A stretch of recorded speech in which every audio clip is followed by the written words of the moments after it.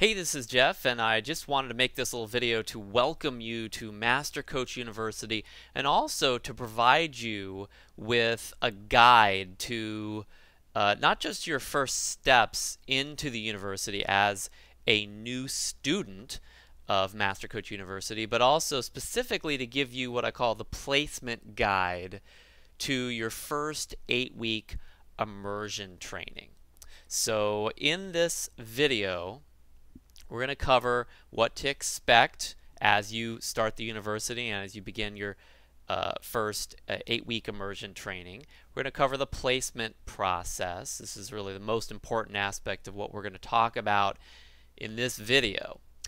We're going to discuss the 3 coaching disciplines that you can choose from in the placement process, the process of you getting placed into your first training and getting placed into the first discipline. You can choose between these 3 different disciplines that we're going to talk about in this video.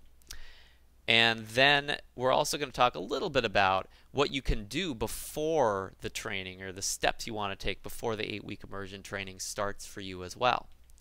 So let's start with just what to expect. I think that as you get started in anything that's important to you, expectations are really create the results that we get out of a process. And if your expectations are well tuned to get the results that you want, then you get results. If they're not well tuned, then it can be disastrous.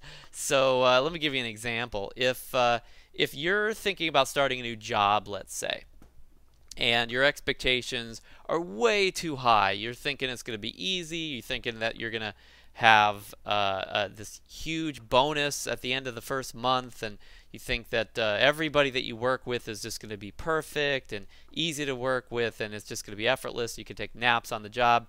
So your expectations are way too high, right?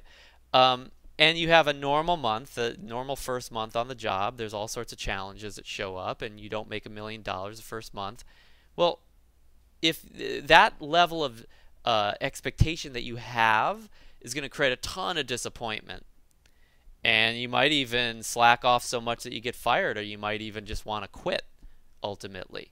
But no matter what, you're not going to be having a very good time because those expectations were so high, and you're dealing with that disappointment, if nothing else. Now let's look at the other side of the coin. If you go to that new job and your expectations are it's going to suck, you're going to hate everybody there, you're going to go broke, they're not even going to pay you probably, and it's going to be too hard, the work is going to be too hard, it's going to be impossible for you to do, and every minute of it you're not going to have a very good time. Well, how do you think you're going to act the first day of work? How do you think that you're going to feel as you meet new people? Well, yes, you may be pleasantly surprised at times. That's a possibility.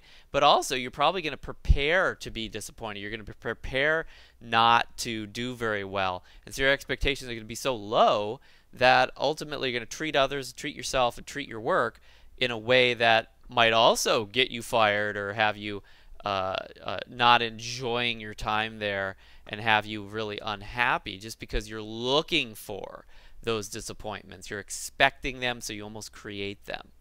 So going into that new job with kind of a no expectations attitude, an expectation that you don't know what's going to happen, but it's going to be something you can handle. It's not all going to be great, but no matter what, you're going to grow from it, and your expectations are carrying you through with things that you truly can influence, at least, if not control. Then that gives you tons of power. It also gives you tons of positive expectations to create good experiences. But the bottom line is it'll also set you up to operate and act in a way during that new job that you're enjoying it, and that you're creating great results, and you're causing others to enjoy you being there as well. So expectations make a big difference. So let's talk about a little bit about what to expect in this process of just getting started in Master Coach University with your first 8-week immersion training. Well, the first thing is that there will be some paperwork and tuition arrangements that you've probably already worked out to a certain extent, but sometimes there's communications that happen there. So These first steps are fairly simple, but there is a lot of paperwork to take care of, so be prepared for that. Also, you'll be taking your assessment. If you haven't already taken it, you want to make sure you have access to that and you take your assessment. And the assessment takes somewhere around 20 to 30 minutes, depending on how quickly you go through each section, and that'll all be online. Then you're going to have your placement call. And in your placement call, we're going to talk about what happens during that call a little later in this video, but that'll actually be on the phone. And the result of that call ultimately is that you are going to get placed in one of the 3 disciplines that you can learn and master during your 8-week immersion training. After that, you're going to receive your first materials. Obviously, this has to happen after you get placed because, if we don't know which training you're in, we don't know which materials to send you. So once we know, we send you those materials that are in line with that first discipline that you'll be mastering. Think of this as like a major in college. You're choosing the area that you're going to master. You're going to be learning all of the different disciplines during every training that you do, but you'll be really focusing in on and majoring in, so to speak, just one of these disciplines. So you'll have the materials that support you with that: the books, the CDs, the quick reference cards, the CD-ROMs, the iPad data, or the iPod data, that is, or in your iPod, etc., etc. And then finally, scheduling for orientation week. So before orientation week starts, you're going to hear from somebody on my staff.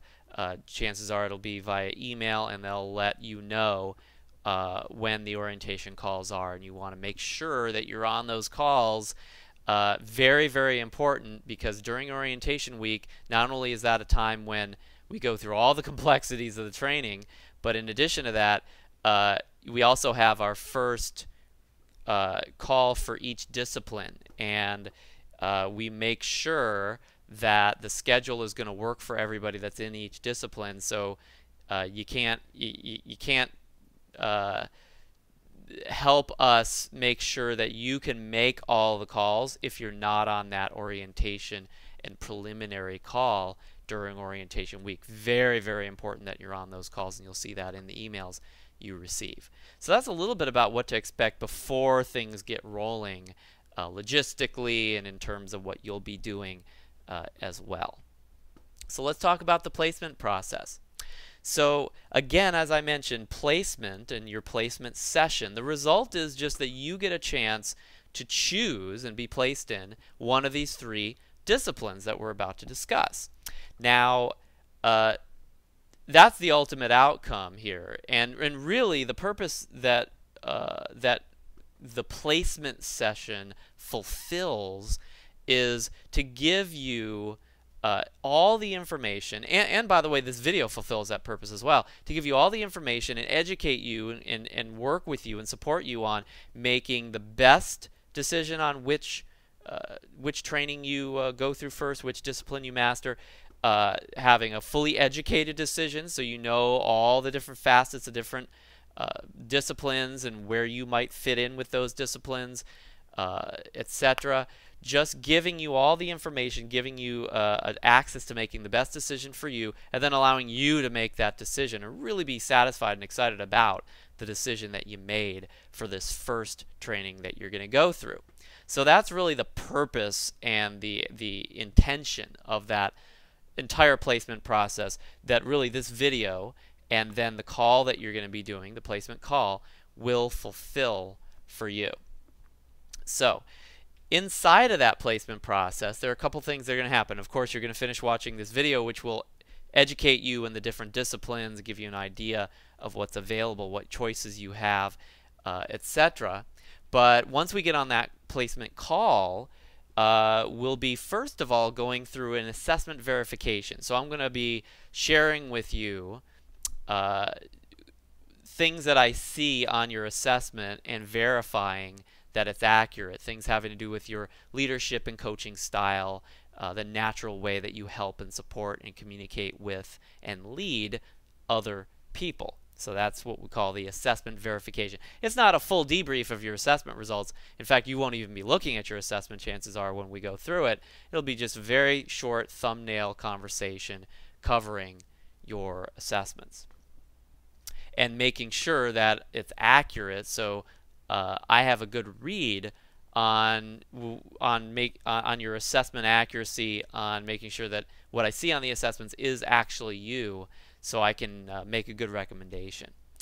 Next, you'll have a chance to ask me questions about the 3 different disciplines that you learn about in this video.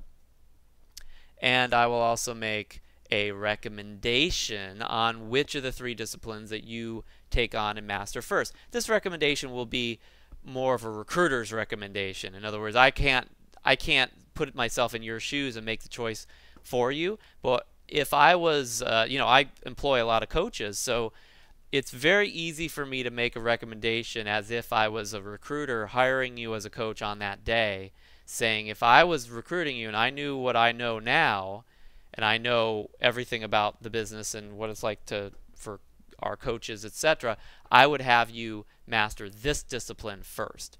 So that's really what that recommendation is coming from. It's not the end-all be-all. It's just food for thought, and it's based upon really what I believe you're going to be the most adept with and where you're going to be strongest. So you can put the coaching skills in the background and get to the business of coaching, because it'll be natural for you to fire off and use those coaching skills that you learned in the first training, and that you'll most likely be successful as well. So that's really the recommendation. That's the recommendation that I'm giving you and what it's coming from. Sometimes I'll recommend a discipline that you've already mastered, and I'll recommend that because, well, this is the most comfortable area for you. No wonder you've already mastered it. And as a recruiter, I'd rather you start with that discipline, probably, although you may not want to do that, which is totally fine. But bottom line is, I'll usually recommend based upon your feedback and what I see in your graphs, and then my experience as a coach and a employer of coaches as well. Next, you'll have a chance to make a decision and actually get your placement going. And of course, at that point, you can, or before you make your decision, you can bounce any questions you have off of me as well about your decision. And that's really ultimately how it will go. So let's actually talk about these 3 disciplines, and I'll explain these 3 disciplines to you. So again, these 3 disciplines that we teach in Master Coach University inside of the immersion trainings, every single immersion training, we're teaching all 3 disciplines.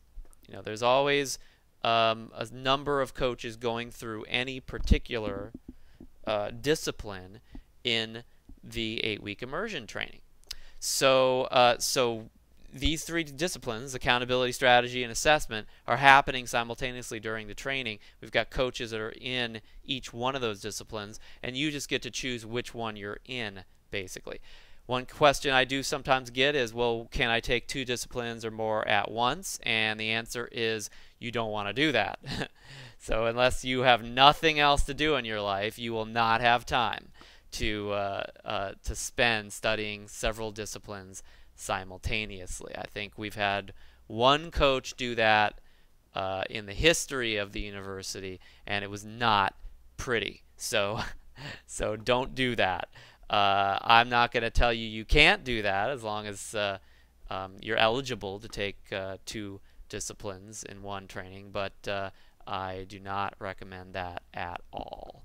So, and by the way, learning just one of these disciplines will give you tremendous power. And again, you kind of learn all 3 while you're in the training anyway. You're just mastering one of them. And when you want to master something, you really got to narrow your focus and just study and immerse yourself in that. That's what we call the immersion training anyway.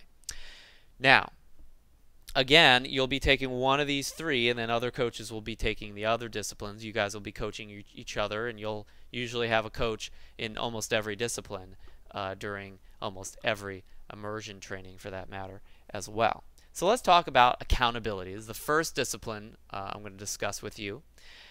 And by the way, in each of these disciplines, I'm going to discuss several aspects of each discipline. The result that this discipline or that this type of coaching can create with their clients, the skills that it takes, to supply this type of coaching, the natural type of coach or the style of coach that generally is the best fit for this type of coaching. I'm going to cover the experience of doing this type of coaching, and then finally I'm going to cover the experience of doing the training, what that specific training is like. Because not just do different coaches are different coaches better in different disciplines and they have different results, they have different experiences doing the coaching after they've learned the discipline, but they also literally have a different training. It's a different training, different experience completely, because you're on different training sessions, different content that you're learning, different skills you're mastering, and different types of coaching that you're actually practicing. So just about every part of the experience is quite different in each training, other than the fact that you're still in an 8-week immersion training. So let's start with the result that people produce in accountability. And the result is that you get your client into action. Accountability is all about action. That's it. The skill that it takes is that accountability coaches have the skill of getting people to do what they don't want to do. Now, obviously, somebody's taking some type of action every single day, but the action that most of your clients automatically take are the actions that they want to take, things they feel like doing, right? It's the stuff they don't feel like doing, the things that they don't want to do, that they're not doing. And that's the skill that you need to have, is getting people to do what they don't want to do, whether they want to or not making them want it, because there is always going to be something they don't want to do, or they might want it one day and they don't want it another day. So the bottom line is you got to have that skill of getting people to do what they don't want to do. The type of person or the type of coach that generally has the best results as a accountability coach generally is a little bit more of the drill sergeant type. Somebody who's a little tougher, more intensity to them. They're comfortable with confronting their client on a regular basis, because a lot of that happens. This is where the disagreements happen. This is where the resistance goes on. This is where the client doesn't like you that much. They don't like you, but they like the result they get from you sometimes. At least when they're having this type of coaching from you. So generally speaking, the more intense, the more dominant coaches are much more comfortable with this area, and they also produce better results in this area with the clients consistently, with most clients in accountability. The experience of doing accountability sessions are much shorter sessions, usually 15 to 30 minutes long. Instant results, because they take action. You know, if your clients are taking action, they're going to come back next week and tell you all about the great results that they got. The sessions can be somewhat repetitive, because a lot of times the actions that your clients are not willing to do, or that they're resisting, or that they need to keep doing, are the same actions. So a lot of times you're just keeping them accountable for the same thing, week after week after week. And that can be somewhat repetitive, almost boring at times. But you will enjoy the instant gratification that you get as a result of seeing your client produce measurable, real results in their life right away. And that in and of itself is probably one of the greatest rewards that you get as an accountability coach. And also, you know, it's just sometimes it can be fun just to challenge your client, to know that you're pushing them forward. You can kick their butt a little bit. You know, that can be enjoyable at times, or you can learn to enjoy it. And then finally, experience of the training. Is it our most rigorous training? I mean, really, one of the ways that we teach you to be a great accountability coach is to provide you with very, very rigorous and intense accountability coaching. So I'll be providing that. I'll be your drill sergeant, so to speak. And so as a person experiencing, or a coach experiencing that level of intense accountability, it will rub off on the clients that you're coaching at the time. Those things will go through you, kind of like osmosis, so to speak. So you learn it by observing it happening and actually receiving it yourself somewhat. And the rigor that I supply is tremendous in this training, simply to really give you an example of what happens there and what it's like to be on the other end. So you really can empathize with the clients that you're working with, and you know what you need to do to get those results as well with those clients, because you've experienced it yourself. You could pass it on to somebody else. The homework is not tremendously long. It's somewhere between 2 and 4 hours per week. So shorter homework. The homework is generally a little bit more rote memorization, learning dialogues, things like that. There are some personal development oriented assignments that have to do with your own accountability and your own integrity building, building your own foundation for being somebody that can supply this type of accountability coaching. But the bottom line is the homework it is work. This is not the super fun homework, but it is not a tremendous amount of hours. As long as you put about 2 to 4 hours a week in, you should be in the ballpark of having gotten that homework finished generally. Again, some coaches will tell me that I am a little low on the estimates of time, so maybe you take that and you think 3 to 5 hours instead of 2 to 4. I'm not sure, but that's just the estimate that I would give you. This is the shortest homework in the training. And that's pretty much it as far as accountability. Let's move on to strategy. And let's start with the result. Strategy coaches, this is really where the magic happens and where the strategic coaching occurs, of course. As a strategy coach, they're providing strategies. So they teach strategies in all areas of life: financial, career, professional, business, time management, emotional, relationship, health and fitness, you name it. In the wheel of life, so to speak, you'll learn strategies and be coaching people on those strategies, basically. So this is where you really provide the strategic guidance for a client. And then the second result that a strategy coach produces is that they're the ones that provide the inner game changes and transformation, directly going to the source: the emotion, the mindset, the thinking, the feelings, the spirit, the sources, the law of attraction stuff, the inner game life coaching that can change any area in your life if you make those great changes inside of you and your beliefs and your philosophy and how you feel and things like that. So there's some tremendous inner transformation that a strategy coach can provide if they're really producing the results a strategy coach should be able to produce. The skill of a strategy coach is they got to be a good teacher, but in addition to that, they got to be great detectives.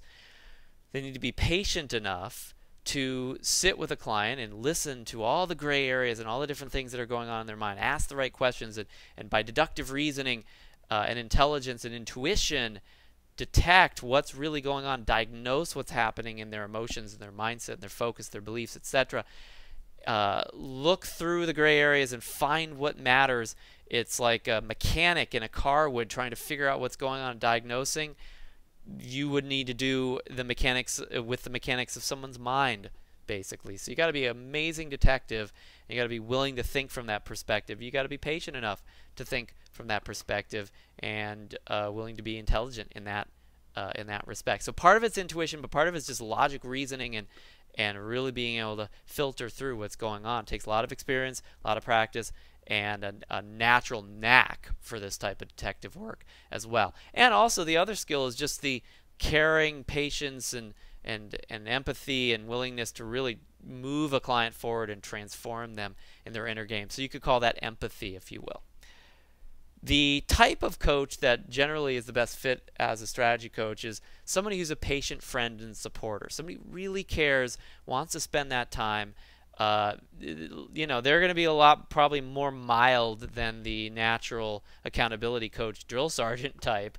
It doesn't mean they can't be intense. It just means that they're going to need to take their time with somebody. And accountability coach usually has a sense of impatience in a way, which actually helps them in accountability. But in strategy, it's a sense of taking their time with their client, really piecing through what's going on in their head and working it out, unraveling some of these patterns and then shifting them when it's needed.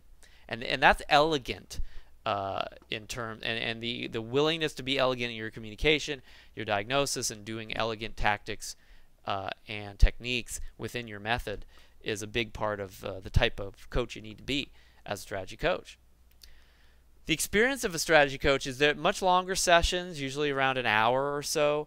The experience of using creative intuition, creating emotional growth for your client. You'll actually go through emotional changes with your client as you guide them in these respects, and then the results tend to take longer.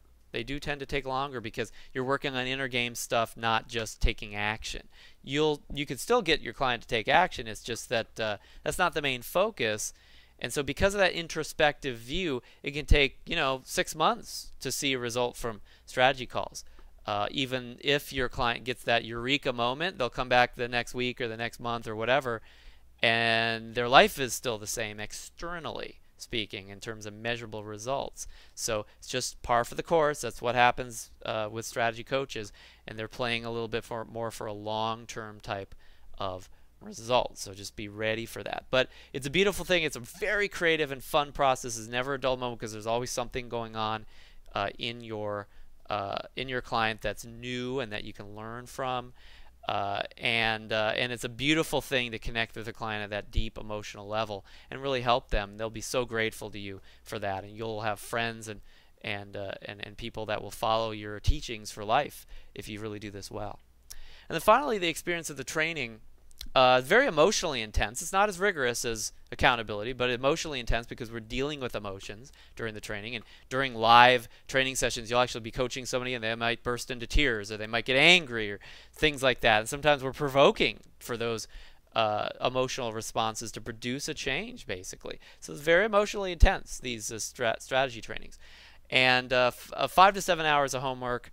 The good news about the homework is that is very usually generally fun homework because there's a lot of audios to absorb and you can listen to them while you're in the car or cooking dinner or whatever. So some of this time can be done, can be handled or can be digested and gone through while you might be doing something else. Of course, you got to concentrate enough to hear the audio and learn the lessons, but a lot of it's just absorbing what's going on.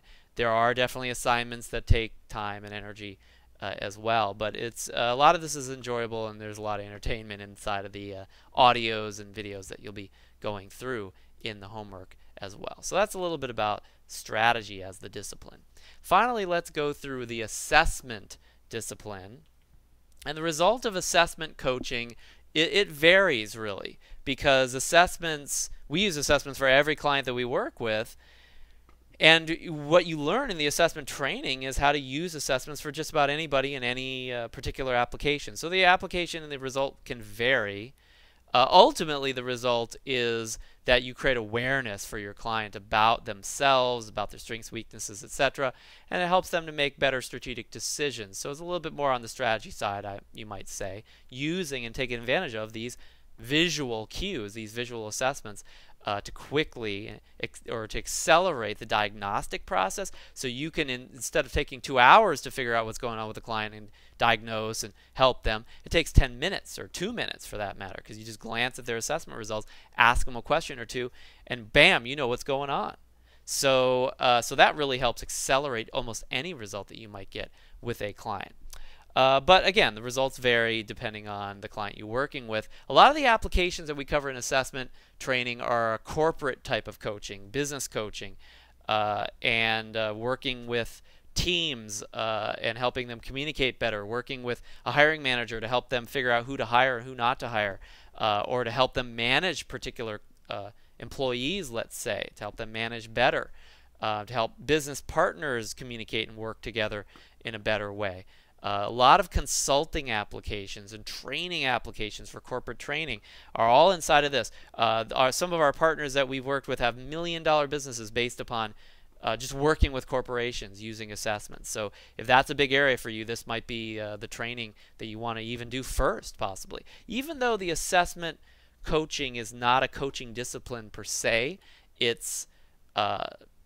it is more of a technology you're learning to apply to the coaching skills you already have.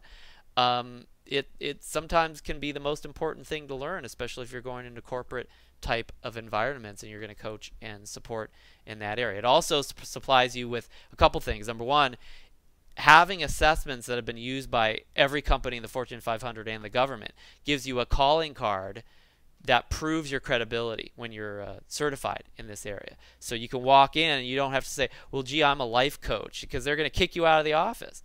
But if you come in and say, I have empirical assessments that have been used by GE and the U.S. military and Genentech and Shell Oil, and we use these to help you guys grow your business and to help you sustain better teams, etc. And you show them the assessment, they take the assessment, and they see that it's real and that's provable. That gives you tons of credibility beyond just about anything else you might be able to provide, other than just real results for other clients that have referred you to them. So it's a huge credibility builder, and it gets your foot in the door in these corporate environments. The second thing it does is it provides you with a passive income product, because you can bring assessments into a company and have them use the assessments, train the managers on how to manage using the assessments and hiring using the assessments, and they just buy assessments from you then. And you have passive income every month because they purchase assessments.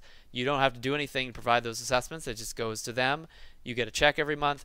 I've had tens of thousands of dollars of passive income over the life of my business, if not hundreds of thousands, just from having these assessment tools at my fingertips and having a team that's trained to provide them to their corporate customers as well. So that's a few things that assessments provide beyond just coaching, acceleration, and keys and clues to how you might need to coach your client. We do discuss, and you do practice a ton of coaching during the assessment coaches training. It's just we're not specifically trying to give you some coaching technique or trick or method through which to help make a change or something like that. You're providing observations, you're giving people some basic coaching, and you're using the assessment tool to help them guide themselves and create a deeper and wider awareness of themselves and their strengths and weaknesses. Hopefully that makes sense. The skill, again, anybody can use assessments. You just got to be willing to read and translate the graphs. It's more of a clinical mindset is the type.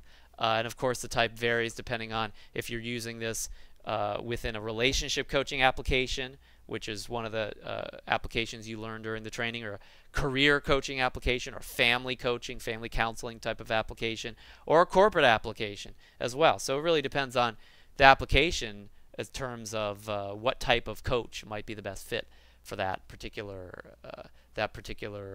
type of coaching. Moving on to the experience of doing this. Again, this can vary, of course, but it can be somewhat a little bit more sanitized than other types of coaching, because you don't have to go as deep in order to know the answers, because now you're just looking at the graph and explaining what the graph means and making a recommendation. And you don't even have to do that while you're on the phone. You can do that over email. I've coached probably hundreds of people without ever even meeting them, through their managers, and talking to their managers about what they need to provide in terms of coaching and management and support. Two people, I just saw their assessment results. I never met them, never talked to them. And it was still very accurate coaching. So that was somewhat sanitized. A little bit more at arm's length, a little bit more clinical style that you can experience in the training, and that you may even experience using these tools. So just realize, not as intense.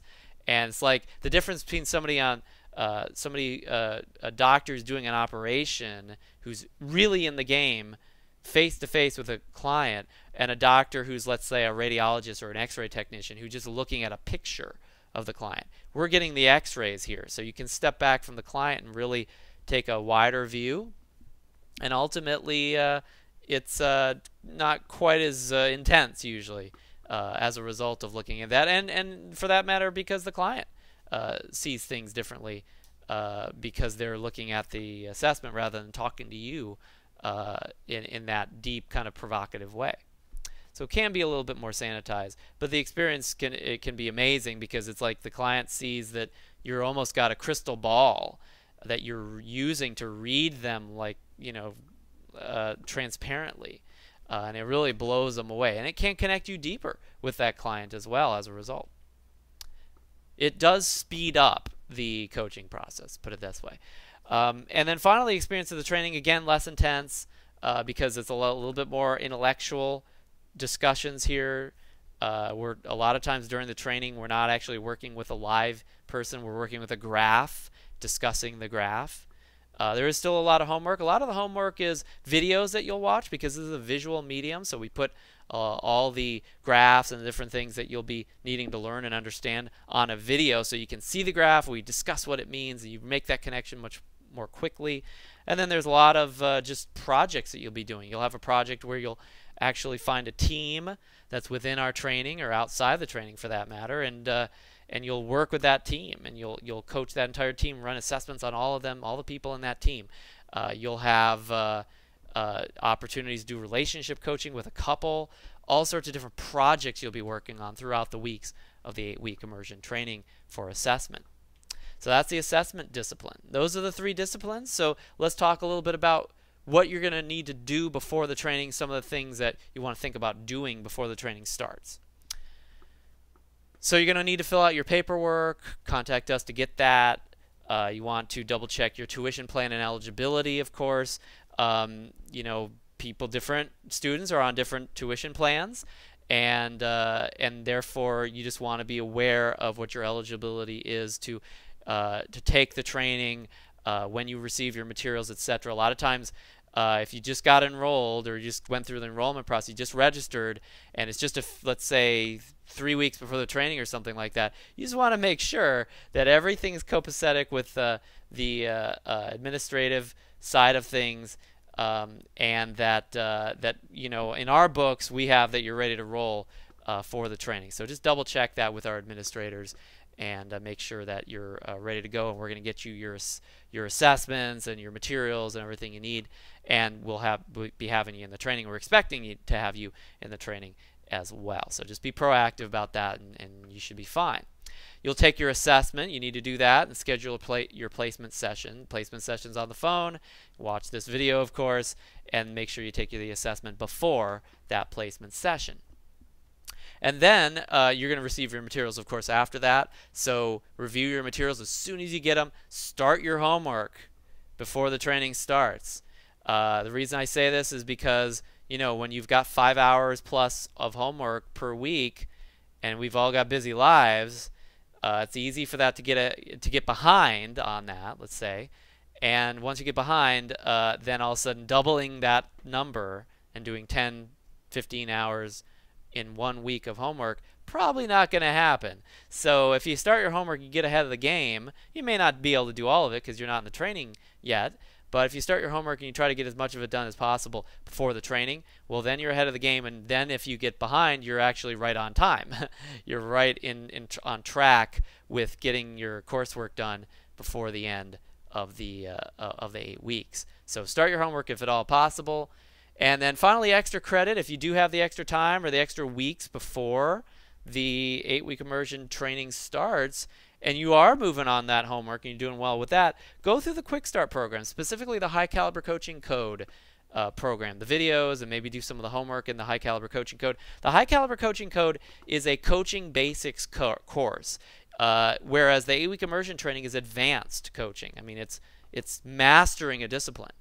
Now, in the High Caliber Coaching Code, you're not mastering any particular discipline. You're just learning the basic things that every coach should be able to do with any client. And I cover all of that in the High Caliber Coaching Code. Different types of coaching, different types of clients, different techniques that you must learn and understand, and really all the basics of it. So my experience with coaches, and myself for that matter, is that if we're really pretty good with the basics, and if we really master those basics, that mastery is just one little step ahead of that, or one little step beyond that. So you master these basics before the 8-week immersion training, you're going to find you're much more comfortable with mastering all the details around a discipline that you're learning. So that's just extra credit. You don't have to do that in no way, shape, or form. But if you want to make sure you have access to that stuff, just get in touch with our administrators, and we'll get you into the Quick Start members area before we maybe normally do. And you can start reviewing that course and get ahead of the game in your own skills, so you perform even better during the 8-week immersion training as well. Now, quick warning, a little surprise here. Actually, several warnings for you. And I don't want to scare you, but I want to make sure that you're going into this experience and into Master Coach University and the first immersion training with both eyes open. Anything in life has its ups and its downs, and whether it be marriage or a new career or just the next stage in your life, and you're maturing as a person physically, mentally, spiritually, etc. You know, the trick, I believe, partly, in my opinion, is not to avoid the next step in life or to avoid things that are inevitably going to happen in life, but to at least be aware and go through that and go and begin that experience with both eyes open, so you see the good and the bad, so to speak, and that'll give you the most powerful place to stand as you move forward. So I'm going to give you some warnings here, because there's a ton of excitement and just bliss sometimes that happens when we're getting started with this. And again, from an expectation perspective, I want you to have both sides too, because with that kind of excitement and that wonderful gift that you're going to receive and be able to give to others as a master coach, it comes with a price, and it comes with a series of experiences that I do want to warn you about. So here are a couple of warnings. The immersion trainings are for mentally healthy people. So if you feel that you're going through the immersion training so you can fix your brain, or that you've got something you've been going through years of therapy for, and you're hoping that this immersion training is a thing that's going to fix it, then going through this training right now is not for you until you get healthy mentally. Or at least you need to decide. Even if you do, I mean, we're all mentally unhealthy in some ways, I suppose. We all got our little craziness inside. You got to decide that you're going to be responsible for your mental health, and you're going to declare yourself as mentally healthy to us before you go through this immersion training. Because if you're not mentally healthy, it can be very painful to go through the very intense training that we provide here. And I don't want you to go. It's not appropriate for you if you're not mentally healthy. Again, you could be in Master Coach University no matter what. It's just that in the immersion trainings, you don't want to be in an immersion training when you're mentally unhealthy or unstable, or emotionally unhealthy or unstable, for that matter. So just be aware of that. There's plenty of other things that happen in Master Coach University that anybody can experience. And that no matter what your state of mental health is, you should be fine with. This is not that, though. The immersion trainings are very different. They are emotionally intense and challenging. So that's enough said about that. You may want to quit, no matter how healthy you are emotionally, etc. You may want to quit. So just be aware. I mean, sometimes it'll put you in that. I didn't create a training to try to make you quit or something like that. Don't get me into that. Don't assume that that's what's going on here. It's not. I prepared a training to provide you with exactly what you need to create you as a master coach. So just be aware that may come up, and it's fine if it comes up. You know, that may be natural for you. Master Coach University is a minimum 18 months to complete your studies. So this is something that's, even though it's 8 weeks for the immersion training, it's minimum 18 months to complete your the entirety of your studies. So realize it's a long journey that we're talking about here. We did not just select 18 months arbitrarily. A lot of certification trainings that are offered in the coaching world are 12 months. That's an arbitrary number. It's an arbitrary number. Ours is 18 months because of our schedule, because of the semesters, and because it takes 3 semesters minimum to complete your studies. So it's not arbitrary. We said these are the disciplines. We created those disciplines. These are the disciplines that a master coach must master. And this is how long it takes to get through this with working with us logistically. And therefore, minimum 18 months is what it takes to complete your studies. It can take as much as 3 years, depending on how slowly or how quickly you go through the different offerings, classes, and trainings in Master Coach University. So those are your warnings. However, beyond that, I'd offer you one word of assurance, or one word of advice or coaching before we complete this video. And this is something that I took on very early on in life from Calvin Coolidge, past president of the U.S. And Calvin Coolidge said, "Nothing in the world can take the place of persistence. Talent will not. Nothing is more common than unsuccessful men with talent. Genius will not. Unrewarded genius is almost a proverb. Education will not. The world is full of educated derelicts. Persistence and determination alone are omnipotent. The slogan, 'Press on,' has solved and always will solve the problems of the human race." So, and that's helped me solve just about all of my problems over time, all the problems I created or that I came upon. Persistence on your part will help you solve whatever challenges show up in Master Coach University as well. So persist, because if you do, you'll have a beautiful and a great gift by the time you get your Master Coach certification and you actually graduate and receive your diploma as a Master Coach, completing Master Coach University. So again, I just acknowledge and honor and appreciate you for making the decision to become a student of Master Coach University, to become a Master Coach.